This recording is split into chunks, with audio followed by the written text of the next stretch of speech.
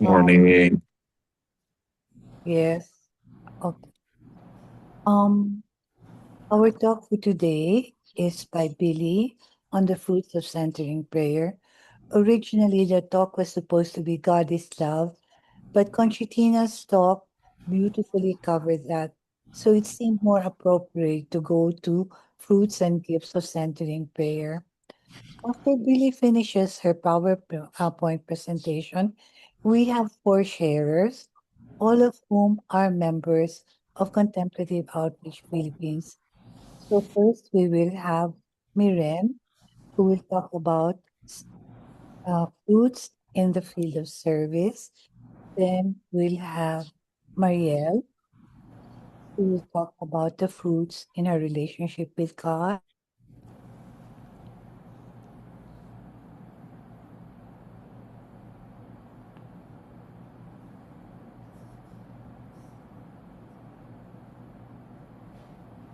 We're not Billy. What's happening? You're on, Billy. Oh, sorry. Okay. So, good morning all again, everyone. Um, the last talks you heard, we went through the human condition, and then you met the false self, and afterwards, you met the false self in action, and then we went through the dismantling, how to dismantle this false self.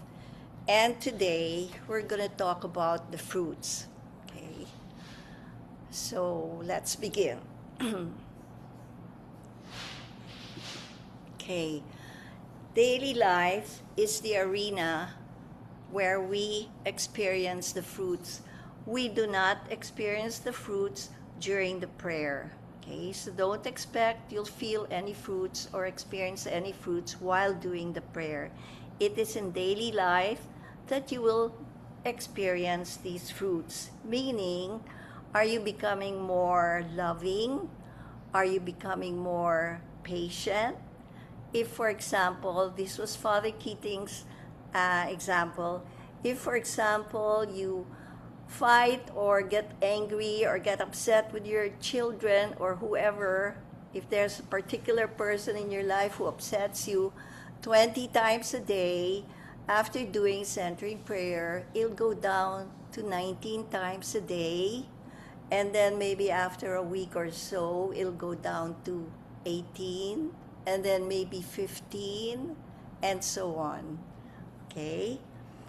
It's a process, and it won't happen just like that. It takes time. Now we say fruits are very subtle. Yes, it's a process, it won't happen overnight. And you yourself won't know that you're changing. Okay? It's the people around you who will notice the change. Okay? For example, I had this friend. She attended the workshop, and she told me one day her husband said she was being very cranky or impatient with him, and he told her, maybe you didn't do your centering prayer. Go and do your centering prayer. So also maybe people around you will start to say, you're not as tense as you used to be. Okay? So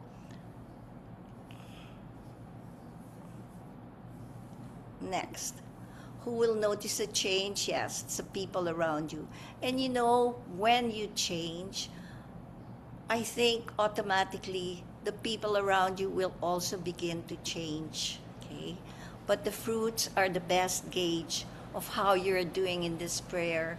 I remember with Grace and Lita, we would always go to them and say, oh, how do we know we're doing this prayer well? Are we doing it correctly? Blah, blah, blah, blah, blah, blah. And Grace would always say, the fruits are your best gauge. Okay? Okay, it's our attitudes and not necessarily the situations in our lives which will change. Like I feel basically my life is, more or less the same, but seemingly it's not as difficult to deal with as it used to be. So it's the attitudes really that are important. So, if you want to experience these fruits, you will have to do, like what we do with ordinary plants or fruits or fruit trees. If we want to harvest or get flowers, what do? We water them, we fertilize them. If they like shade, we put them in shade. If they like sunshine, we put them in sunshine. And so it's pretty much the same thing in centering prayer. If you want to experience these fruits, you're going to have to do the prayer. Okay? And so give the prayer a chance. Don't judge the prayer right away. Give it a chance. Maybe try it for about 3 months and see how it goes, well, how it comes around. Okay? Next. So the fruits in centering prayer come from the movement of the thoughts. Okay? We give you the 4 R's on how to deal with the thoughts. What's the first thing we do when we find we're starting to listen or engage with our thoughts? We let them come and we let them go. So here are the 4 R's to help you remember. We say resist no thoughts. Okay? Don't fight them. Let them come. Retain no thoughts. Let them go. Don't hold on to these thoughts. React emotionally to no thought. In other words, don't get upset. Don't get angry. Don't get frustrated if you find you're having so many thoughts during your prayer. Okay? It's normal. Remember, thoughts are normal, inevitable, and integral. And then we say, return ever so gently to the sacred word. Okay, the key word here is return. The key words are return and gently. Remember, Father always used to say, like dropping a feather on a piece of cotton. So be gentle and don't get upset with them. Okay, those are the boats. See, they represent our thoughts. If you remember the river of the levels of our awareness, the boats represent our thoughts. So there it says, let them come, let them go. Okay, the dynamics of centering prayer with regard to thoughts, just to help you get maybe a clearer vision. Resist no thought, retain no thought, react emotionally to no thought, and return ever so gently to your sacred word. Okay, let's go through the thoughts. First, we say, resist no thoughts. In other words, let them come. Okay? As we go through this movement of letting the thoughts come without getting upset or impatient with them, we are learning acceptance of reality. Okay, we are learning to surrender our own limited view of reality. There's no need to change our reality. Some people need to change their reality through drugs or maybe alcohol. Okay, as we learn to accept our reality, we begin to realize that, this is it. This is what my life is, and we don't have the compulsion or the urge to change them. Okay? So no need to impose our needs, demands, or shoulds on other people on what we think is happiness, how I think people should treat me to make me happy. Okay? So as we accept our reality, we learn also to accept failures, criticisms, and successes. Even successes can get us. Father Keating was also saying we hear some people who are very successful and yet they're not happy. We learn to accept our own limitations. Okay? We learn to be grateful for what we are, for what we have, or even for what we don't have. And this is what will develop in us a grateful heart. Okay, do you remember the 4 consents? Um, I always like to talk about the third consent, which is consenting to the diminutions in our lives, getting old, getting gray hair, getting wrinkles, getting sick, getting fat. Okay, so we learn to accept that as we just let the thoughts come and we don't resist them. And this honesty to reality is what Father Keating calls humility. We are learning to surrender to God every time we, we let them come and we don't resist. We're learning acceptance. We're learning, remember the definition of prayer. Prayer is a way of opening, surrendering. Okay, so we are learning to open, surrender, and learning to relate to the ultimate mystery, Jesus Christ. Next, we say retain no thoughts. Okay, let them go. We learn to let go of our thoughts, and we're learning to let go, for example, of a sarcastic remark. Maybe someone says something to you sarcastically. We learn to let that go. Okay, no need to answer back. We learn to let go of material things. We're learning to simplify our needs, and we notice or we realize that, we don't need all these things after all. That's our security center, remember? The need to have all these material things. Next is hyperactivity.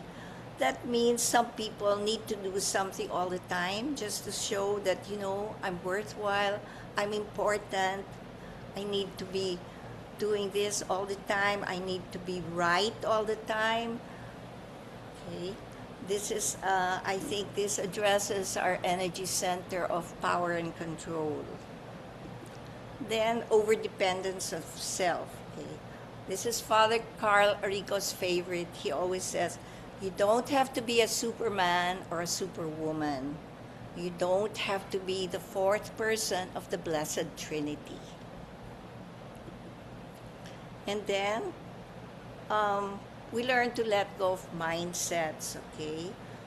What our mindsets of our parents, our friends, siblings, teachers. We have all these mindsets about how they should be, even our idea of what prayer is, and sometimes even our idea of what God is.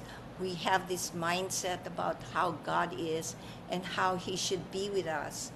And this is what will teach us also unconditional love, to accept people for the way they are, and therefore no judging. We learn to let go of our worldview. We learn to relate to others beyond race, color, or creed. And then we begin to see also how interrelated we are, and that the cry of the poor is also my cry. And this interrelatedness also extends to creation. We begin to see also that we are responsible for creation. And so this is what we call stewardship. We learn to give people the benefit of the doubt. We learn to let go of addictions, attachments, and shoulds. When I say addiction, I don't necessarily mean cocaine or heroin or heavy drugs. There are also such things as acceptable addictions like smoking, okay, having to have your coffee in a certain cup at a certain temperature and with just enough amount of sugar, and if your helper doesn't give it to you that way, then you get upset. Okay. We can also become, there's also social drinking, and this is what makes, workaholics, shopaholics, alcoholics, because of our attachments. We can also become attached, of course, to people, to things, even places. Like I have a certain place I like to sit in every time I go to Mass, and if someone comes in earlier than me, I kind of get upset that I can't sit where I want to sit. Or when we eat in a restaurant, sometimes we always want the same table. Okay? And then we learn to let go of our shoulds. I should be like this, I should be like that. And this reminds me of my friend. He went diving with his friend, and his friend got a heart attack and died. And my friend never stopped saying, I should have been there with him. I should have known this. I should have noticed. Should. So this is very unempowering. Okay? Let go of those shoulds, because it's as if you're always putting yourself down when you're always saying, I should have known that. I should not have done that.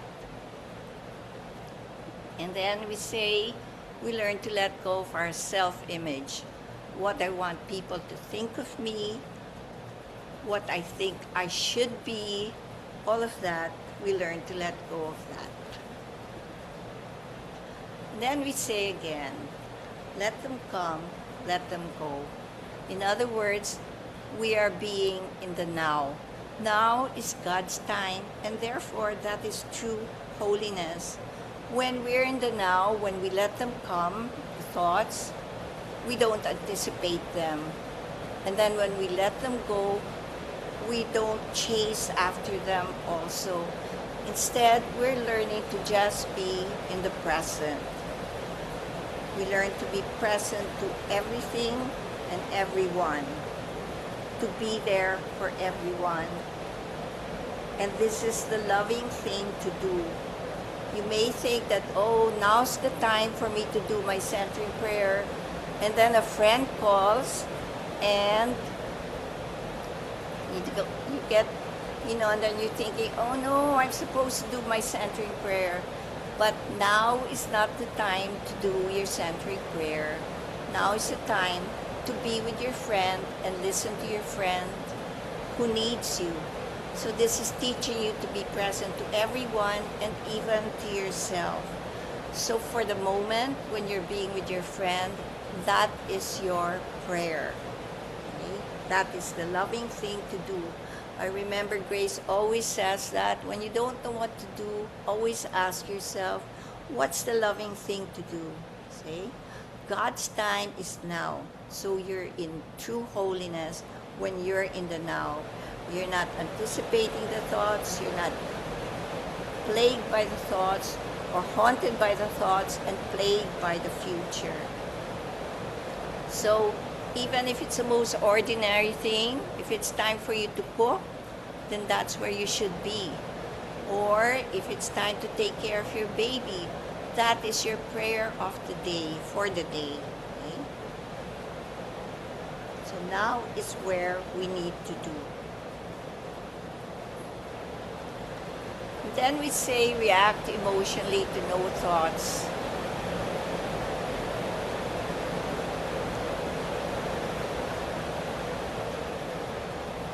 We talk about disidentifying from our thoughts. Okay? In other words, if we have so many thoughts, we might find we're starting to get angry or frustrated, or we may also think while doing our centering prayer, we may experience sad thoughts, fearful thoughts. The idea in centering prayer is to disidentify from our thoughts. Let go of these thoughts. Okay? So as we let go of these thoughts, angry, fearful, sad, frustrating, lustful, all kinds of thoughts, we are learning little by little that, we are not our thoughts. So even if my thoughts are angry or upset or you want to kill somebody, that's fine. As long as you don't act on that thought, it's okay. And then you learn that, I am not my thoughts, and therefore I can change.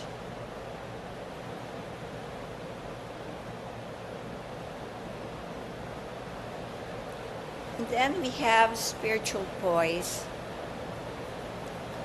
Spiritual poise is the ability to step back from an upsetting situation and decide what to do.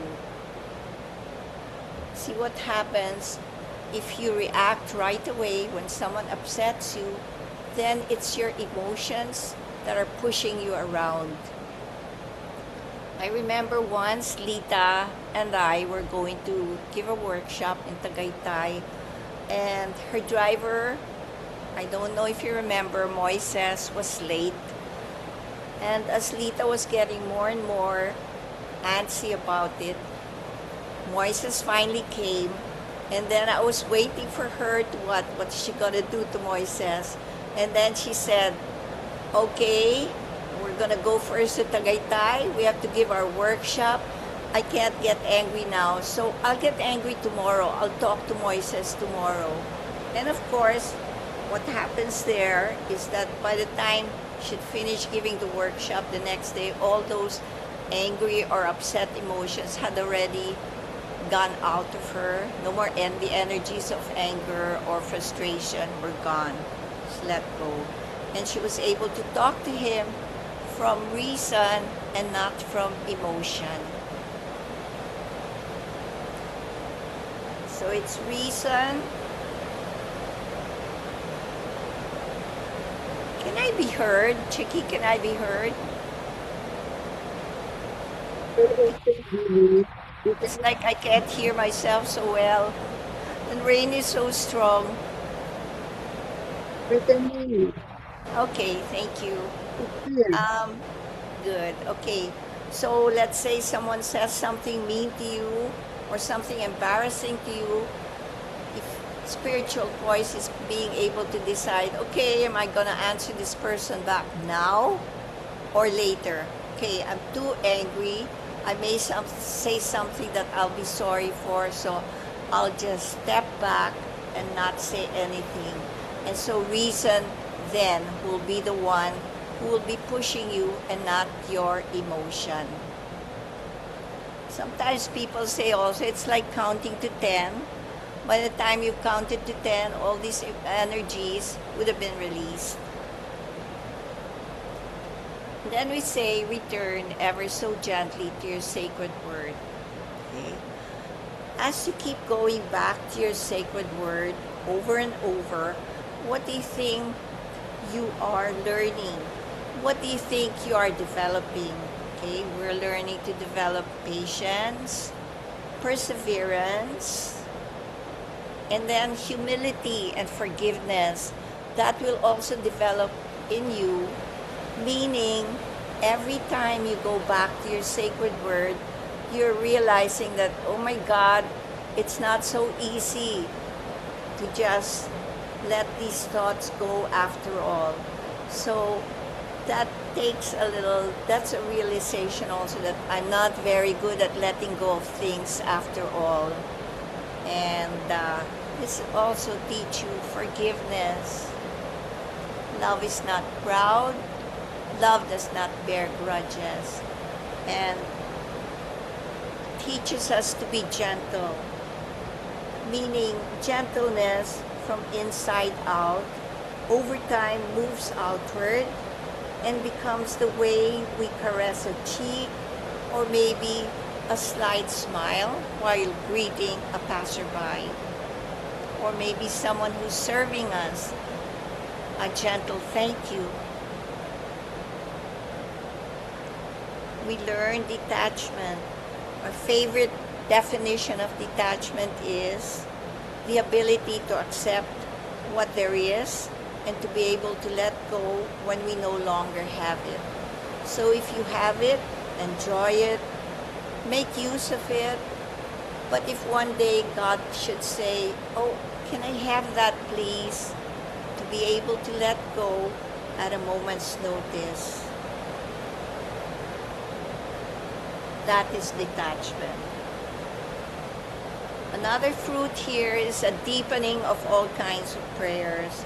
You'll find that maybe your rosary, the mass, way of the cross, even your novenas become more meaningful, more relevant. And in the area of service, there is no burnout. Okay? The energy of love is always flowing. So love is a movement away from self. So energy is created. Remember the stressful thoughts you experience in centering prayer, those thoughts of anger or sadness, all of that are like emotional blocks in us, in our psyche. So as we sit there in centering prayer and let go of their thoughts, then little by little, the Holy Spirit, there's a space that's created, and the Holy Spirit comes in and brings in the energy of love. Okay? So we let go of that need to feel secure, the need to feel esteemed, to control. All of those are blocks, and they're getting in the way of being able to hear the messages that God is trying to tell us. So we are no longer motivated by those energy centers, but by love.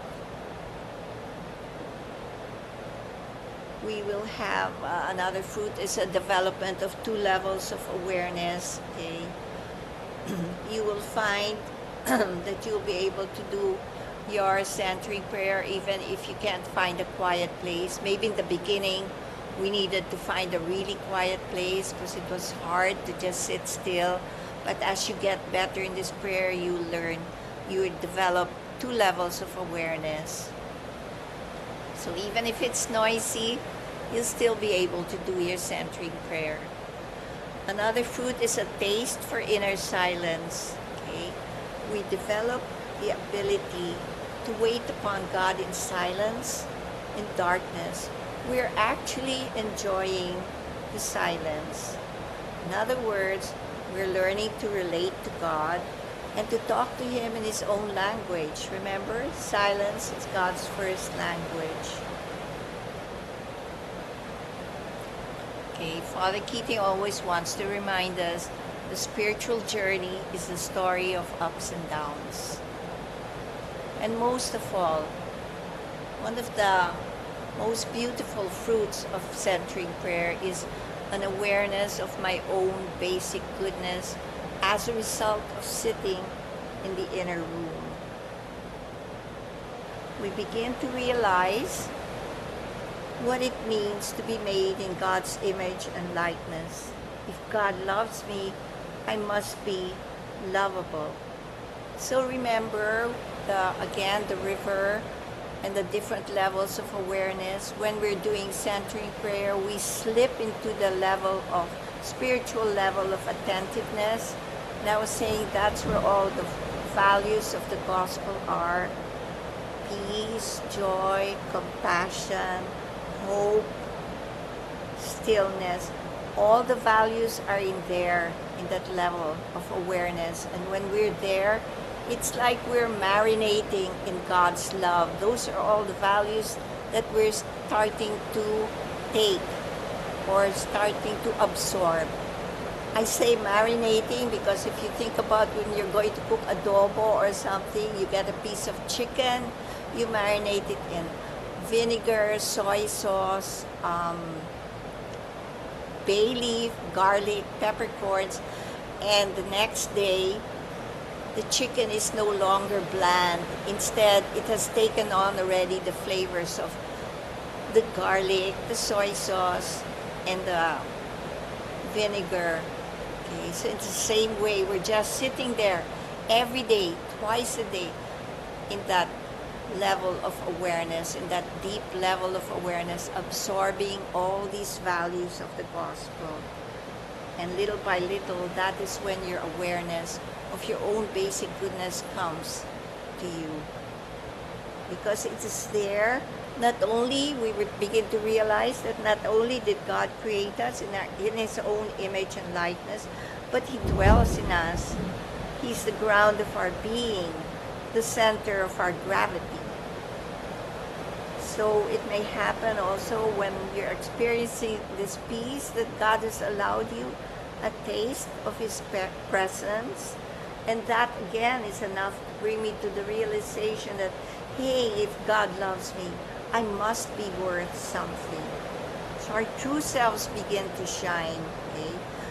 This is the basic core of goodness that is capable of unlimited development, of becoming transformed. We come away from that inner room or that level of awareness, bringing bits of the divine with us. Bit by bit, we are becoming transformed. We experience a sense of peace. We're no longer feeling fragmented or alienated, because there's a sense of a presence within us, always there, always loving. And as we learn to love ourselves, we learn to love others too, because love cannot give from a vulnerability that is hurting. There is also a divine therapist, a divine therapy that comes about, or what we call the purification of the unconscious. Okay, so you're all aware of the stressful thoughts. When we've been doing centering prayer for a long time, these stressful thoughts come about and begin to come into our prayer.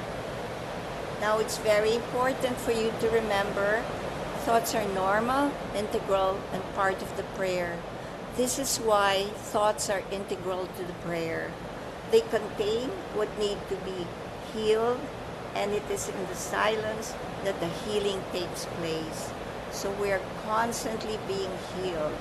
Because what may happen is during your centered prayer, and all of a sudden you feel, oh, why am I feeling so angry? I was fine when I started this prayer.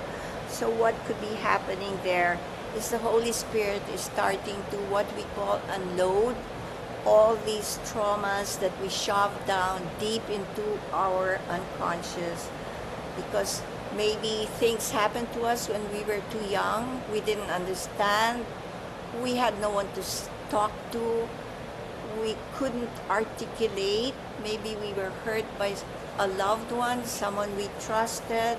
So we kept this all down, pushed it down into our conscious, and what happens in century prayers is a divine therapy where the Holy Spirit begins to take this out in the form of stressful thoughts. Okay? So, because we're talking about therapy, I wanted to talk about the first time that Father Keating came. He came in August of 1989, and everybody was talking about this workshop on century prayer that's going to be given by a monk. So everybody was so excited, and our friends, Chicky, Marisa, everybody, we were all talking about it. And then I said, and they were saying, you know, centering prayer is like it's like a therapy.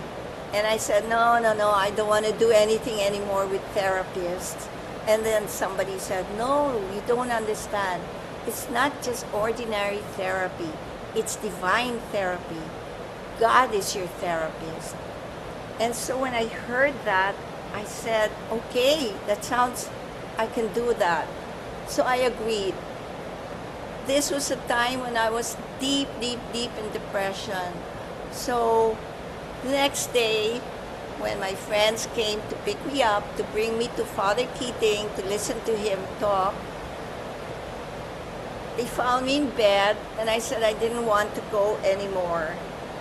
Well, my friends didn't listen to me. They pulled me out of bed, pushed me into the shower, and made me dress up, and literally dragged me to the church. The talk of Father was supposed to be in the parish center, but there were so many people that we had the talk in church. And I don't know what happened, but we found ourselves on maybe the second or the third row. We were one of the first there.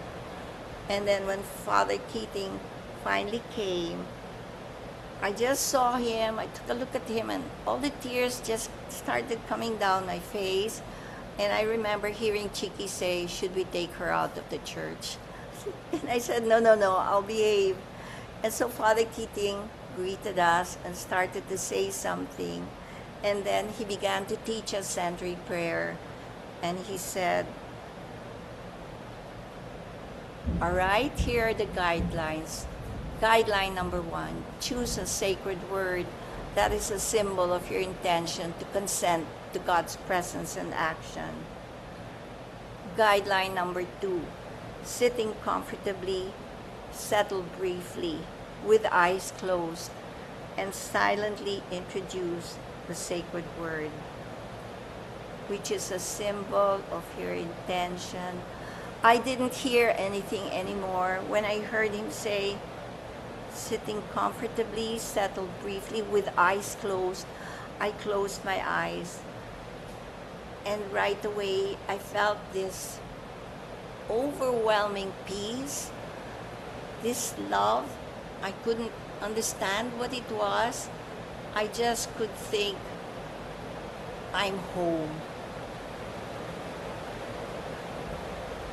And so there are many, many fruits that we can get from this prayer. And there are so many ways of bringing these fruits into our daily lives. But most important, of course, is that you do the prayer. And always keep in mind what Father Keating says. You do the prayer, you do the prayer, and one day the prayer will do you. Thank you.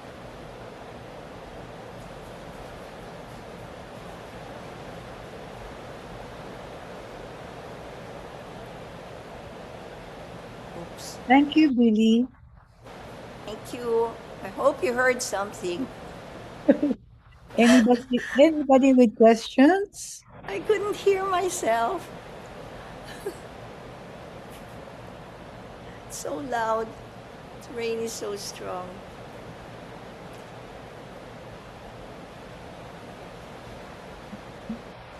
Thank you No, for the hearts, everyone. no questions? Okay. So let's go now to the sharers. I think, Iren. welcome, Miren. Thank you. Good morning to everyone. Can you, is it noisy? Can you hear something in the background or I it's can okay? hear you well. I can hear Yeah, you. Okay, thank you very much. you're good, Miren. Thank you. So, good morning to everybody. And I'd like to thank Billy. It's, as you know, when we read or when we um, jo- attend anything that's related to centering prayer, right? Even if it's repeated, it is something we want to listen to. So it was good for it's good for me to listen to it two times in 2 weeks. Okay, so now I would like to share the fruit of centering prayer for me, the gift of service. I joined my first introduction to centering prayer in March of 2000.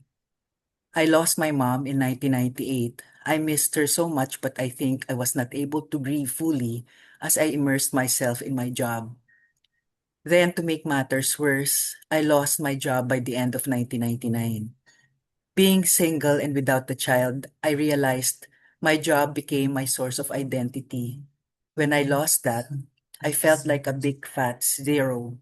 I told this to God, and I also told him, "You got my attention. What do you want from me?" As a child, I always heard that we were made in the image and likeness of God, but I couldn't connect with it. How can I be such when I know of my sinfulness? Then in the retreat, I found out that it was our true self that was in God's image and likeness.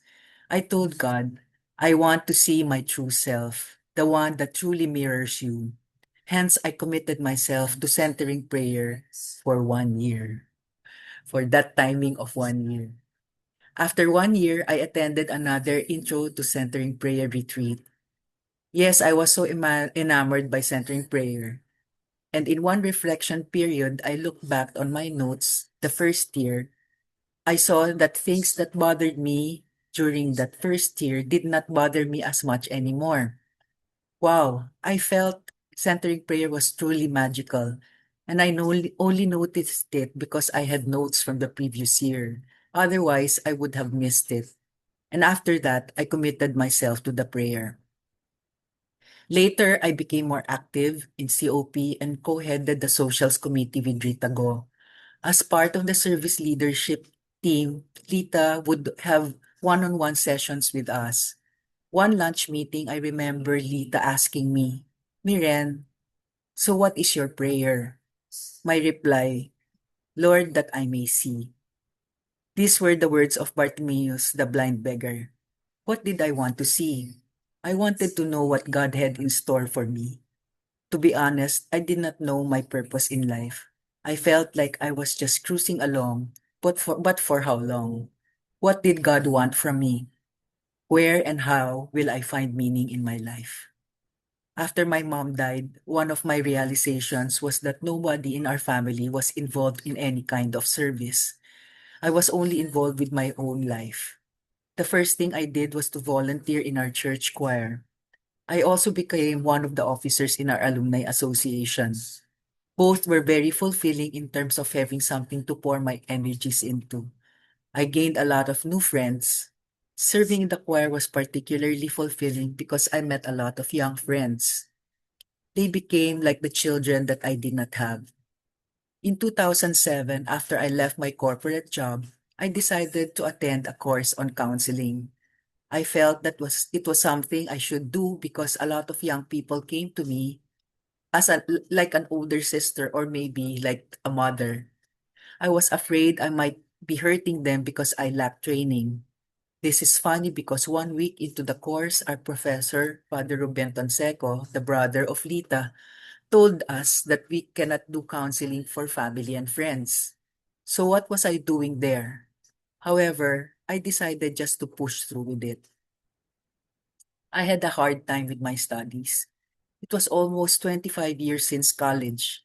We had readings, weekly reflection papers, and even exams. I came from the IT industry and here I was studying counseling and psychology, totally different fields. At first, I also did not take to counseling. I did not enjoy it. I felt it was like pulling teeth when I could not elicit any reaction from the people I was talking to. After 1 year, I was ready to go back to corporate work. However, I did not find a job that I found suitable. Hence, I studied for another year, just because a friend told me to accompany her. However, by the end of the second year, I was asked to apply as a pastoral counselor in the center where I studied. When that happened, I didn't even think twice. I said to myself, eto palang gusto niya. I realized that that was where God led me. I accepted the new role as a pastoral counselor, but I did not really understand what it fully entailed until a few years after. From the start, I attributed my readiness to accept this role as one of God's instruments in His healing ministry to my centering prayer practice. I knew that there was no way I could do the job if I was not doing centering prayer. I also said in the talk the other when I gave a talk during the retreat that God is our divine therapist, as what Billie also told us earlier. With him, I felt true love, mercy, and compassion. Most importantly, complete acceptance of who I was, who I am. Early in the journey, I knew my emotional program was the need for affection and esteem. I had an excessive need for people's affection and approval. When somebody said something that I found hurtful, offensive, or critical, I would simmer in it for days, even weeks on end. It was difficult getting rid of the feeling of rejection. But as I sat in prayer each day, God would embrace me and assure me of His love. In time, this excessive need for the approval of people was minimized. Through God's divine therapy, He slowly continued to heal me. He showed me that all I needed was His loving embrace. Truly, God's love is liberating. His love is affirming. As a pastoral counselor, I need to show empathy and compassion to my clients. But how else could I give compassion to others if I had not experienced it myself? There are times I feel tired after a day's work. Somehow, I'm able to let it go. And I also attribute the capability of letting go, the feeling of being burdened, to the discipline of centering prayer. The moving of letting thoughts come and letting thoughts go moved into my life so I can bear listening to the problems of others and have the capacity to let it go as needed. And do you know what God really gave me through this ministry? To be single, without a child, and yet have clients who are children and married couples. The one who is not seen is seen. The one without a voice is listened to. When somebody comes to me crying and in pain, and they leave with a smile, it truly is priceless. And all and still I know that all of this come from God, and this keeps me humble. So in time, God allowed me to see this was his plan for me. This was how I was to serve him and his people. Never in my wildest dreams did I think that I would end up being a pastoral counselor. But now I'm 18 years in the job. I can only have immense gratitude for God's love. Lord, that I may see. Do not be afraid to ask God. He surely has something in store for you. To end, my invitation, of course, this was to our retreatants, is to give it a try for at least 1 year. Our God is a gentle God. He will not force himself to us. But if we do our part, he will never let us down. Be faithful because he is ever faithful. Thank you very much. Thank you, Miren. That was really nice. Thank you. Um, the next speaker was meant to be Marielle, but she just texted. Marielle is a doctor, and she hasn't finished her operation. So she said, if she finishes much later, she'll join us. But hindi pwede right now because she's in the operating room. Can we have Julie now, please? Julie's going to talk on the fruits within relationships. Okay. Catherine, could you please show Julie? To unmute myself. Okay. Hello. Can you hear me now? Yes, we can. Am I clear? Loud and Hello? clear. We hear Yeah, Loud and you. clear now. Catherine. Okay. Okay. Okay, I'm Jhulie Teh. I belong to Our Lady of Lourdes Support Group, and I'm glad that Anselm is here with me today. And Yes. I'm going to talk about, yeah, hello. I'm glad, no? Please support me here now. I'm really getting nervous now. But then I would like to share the fruits of centering on relationship. Now, I was supposed to talk about my mother, but then when Billy was talking about detachment, something came up, no? Because it was about my daughter. When she was 12 years old, no, she developed a cyst along the base of the brain, the medulla oblongata. There was a a growth there, and she was suffering from a very severe headache, and it was for so many days, and I had to accompany it there. And then I learned about it, begin to detach myself from her. And it was during the time that I was already doing my centering prayer. And when one of my lecture is really to love my daughter even more with her present condition. And I was telling the Lord, Lord naman, it will be very hard for me loving her, and then afterwards you get her from me. Parang I would be very devastated by then. I said, better right now, no, I stop loving her.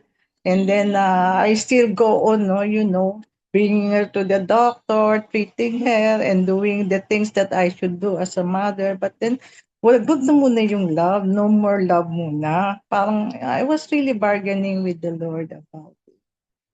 And during that time, I really cried a lot, no, because of her condition, and and my decision, no, to cut, to steal myself, no, to put a heart of steel, not to be able to love and everything. But then afterwards, no, I have to give in to the Lord, knowing the Lord, no, if we have been in relationship with Him, we will certainly know that. Hello, yes, I'm sharing. So, no, so I decided, no, to follow our Lord right there and then, no. So So when I decided to follow him, no, the Lord performed a miracle. The growth at the base of my daughter's brain slowly dissipated, gone. And now she's living in Singapore. She's now 41 years old. And every day we would have our video call and we would call each other. And then a while ago, Billy was sharing about detachment. And because my daughter was already telling me she has having this headache again, no, for already a week or so. So that thought again came to my mind, and uh, the worry, the fear is already in my heart. So still no doing the centering prayer, no, right there and then, no, did not let me react at once, no. I just think about what the Lord has done to me before, and I think one of the fruits is really to for me to rely fully on the Lord, to rely on Him, to be able to say thank you to Him for giving my daughter to me, and then I would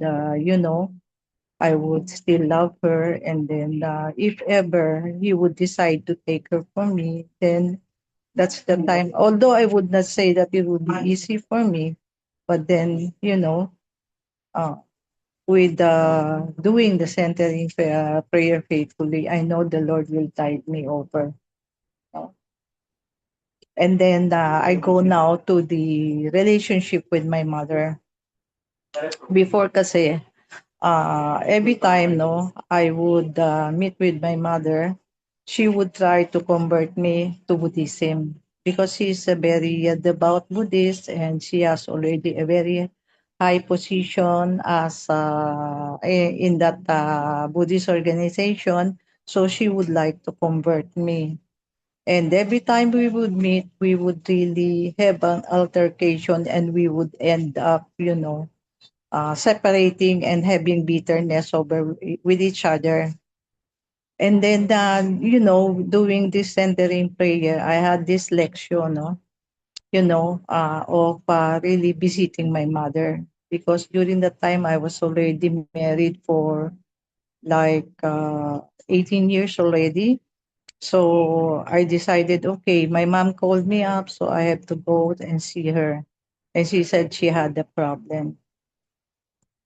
And again, when we saw each other, she started talking about Buddhism, talking about the advantage of being a Buddhist, the advantage of, believing in what she has believed, and she is the mother, she's everything. I said, okay, here we go again. Now, before, when she would say those things, I would say I'm already a Catholic. I would tell her what about Jesus, and then we would end up, having altercations and we would be quarreling. But now, when I did the centering prayer, I was really surprised, no, because I had this prayer sentence. I said, okay, before saying anything, I will say my prayer sentence, Lord, Lord, have mercy, Christ, have mercy, and everything. And I was doing my I would not say anything. But then truly enough, no, the Lord performed a miracle and I did say something, no. I said, Mom, if you keep saying that to another people, that person will easily be converted by you. And she was happy, hearing that from me. And then I came to realize that my mom really needs is affirmation. And we already learned about it in our energy centers. I said, yun lang pala ang solusyon, no? To really affirm my mother on what she says and then don't say anything negative against it. And from that time on, my relationship with my mother becomes good, no? Because we no longer quarrel about religion anymore. And she does not for herself, although she would still be trying to convert me. it's no longer a point of our, altercation with each other, of our bitterness with each other anymore. So I think that's the very fruit of centering prayer, especially that prayer sentence. It's very, very effective. And when Billy was saying a while ago about Lita, no, saying the things on the next day, yes, I found it to be true, no, because when I was very, very angry with my son, I was supposed to be, saying very, because being angry, I would say bad things and would hurt the feelings of my son. But instead, when I cool down, no, and say it the next morning, I was able to explain why I was angry and why I don't like the things that he did and everything. And I was able to explain myself, and we understood each other, and we end up really good. So that is my experience with the prayer about relationship. That's all. Okay, thank you. Thank you, Julie. Julie had to make time for this. The reason why you see the the Sacred Heart is because she's doing this from church because she already had a meeting scheduled there. So thank you very much, Julie. Okay. So our next Church. speaker will be Yeah. Hans. Okay. Hi, Okay. Thank you. good morning. I hope my audio is clear enough because I'm getting advices here that my connection is unstable. But anyway, uh, today I'm just supposed to share my spiritual journey, and my journey can be described with loads of experiences that transformed me into the person that I am today. And centering prayer is my daily discovery of getting to know God better.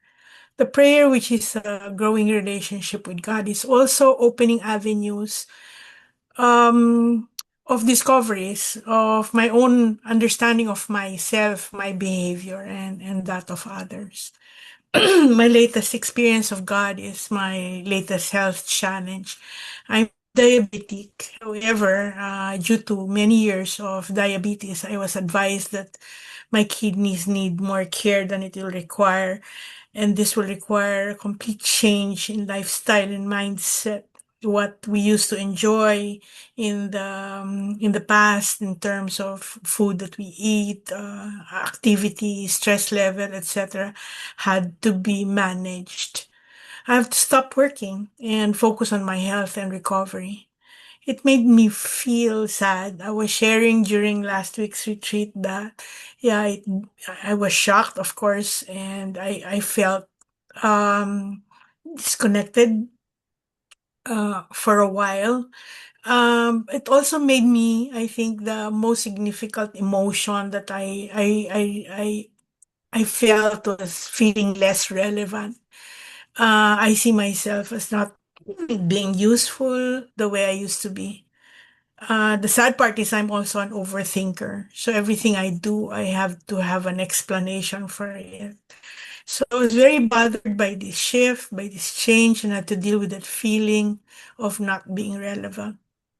However, um, this opportunity to heal also and to work on myself gave me free time and the opportunity to have more time for prayer and to have more alone time with God. If before nagtutu sits ako ng centering prayer, every time I have free time, which I have a lot more now, I sit down and pray and connect. And in my growing relationship with God, it made me realize how much He is present in my life. I was so dependent on me doing things for myself. I always challenge myself to my limits, but I got detached from being dependent on Him. However, because of the prayer and my relationship with Him, I experienced peace. Surprisingly, it's very difficult to reconcile that you have health issues and you don't know whether you're making progress or not. But yeah, there was peace. I grew in better understanding the emotions that went with my experience and with the condition. Not overthinking why I'm experiencing it, but praying whenever it gets difficult. I feel at ease at knowing that even with health concerns, and even if it grew day by day into more challenging physical experiences, pain even, God is just next to me. He's embracing me. He's looking after me. He's looking after my needs. Um, and then we realize this is not the only experience of God we go through every day. Health is only one of them. We have a lot of personal experiences that bring us closer to Him, but centering prayer brings us even closer. The prayer definitely makes me feel more secure, more assured of that love that God will provide, even if at times we don't recognize it. The Holy Spirit leads us into understanding our God experience. And through centering prayer, we grow and develop this beautiful relationship with God our Father. Uh, Thank you very much. Thank you for giving me time to share my experience with you. Thank you, Pine. Thank I you, hope Chicky. you're getting better. I'm feeling better. Yeah, of course, medications are provided, but it's really a discipline. I know you understand what I'm talking about. It's the discipline of things you used to enjoy that you have to offer to the Lord and say it's not a loss, it's a gain because you have Him in your life. Instead of, but very worldly lang yung ano yung hindi naman world, if I can put it. It's an earthly experience to see that there are so many things that you think are sources of your joy and your pleasure on earth, pero hindi pala. That's not where it comes from. It comes from your relationship with God. Thank you, Thank Pine. you. Thank you, Chicky. Okay, so that ends the final Zoom for this program of enrichment. And I say final because all of these were presented by people that are practicing centering prayer. Can I just remind you, please, to put in your calendar July 25. That's a Zoom with Tina De La Rosa. Remember when Billie was talking about divine therapy? She was talking about uh, the unconscious, the unloading of the unconscious. That's going to be Tina's subject. So she'll be talking about the unloading of the unconscious and the spiral staircase. So please put it in your calendars, July 25. And thank you very, very much, everybody, for the trouble of doing this and for giving time to attend to it. So you can close now, unless Billy wants to add something. Oh, just thank you for everyone for coming. What can I say? Just do your prayer. Bye bye. Thanks, Yeah. Chicky. Thank Thanks, you. Catherine. Thanks, Catherine. Thank Bye you bye. po. Thanks, Bye-bye. Chita. Thank Thank you. you. Thank you. Thanks, Anselmo. Nice to hear you. Yes. The Thank only you Thank for you, the the shares. only Billy. male. Thank you. And very, very faithful. Did I tell you my husband's name is also Anselmo? Yes, I remember. That's why when I saw you in the prayer room, I was like, "Ooh, there's an Anselmo." That's unusual name, di ba? So Saint Anselm is your patron saint. Saint Francis. Okay. All Yes. right. Thank you. Okay. Stay Okay, with thank prayer, you. Thank everyone. you. Bye, Okay. Bebs. Bye-bye. Bye Bye. bye. Bye. You can close now, Catherine.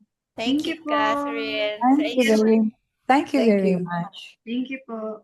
Bye-bye. thanks, Bye bye. Catherine.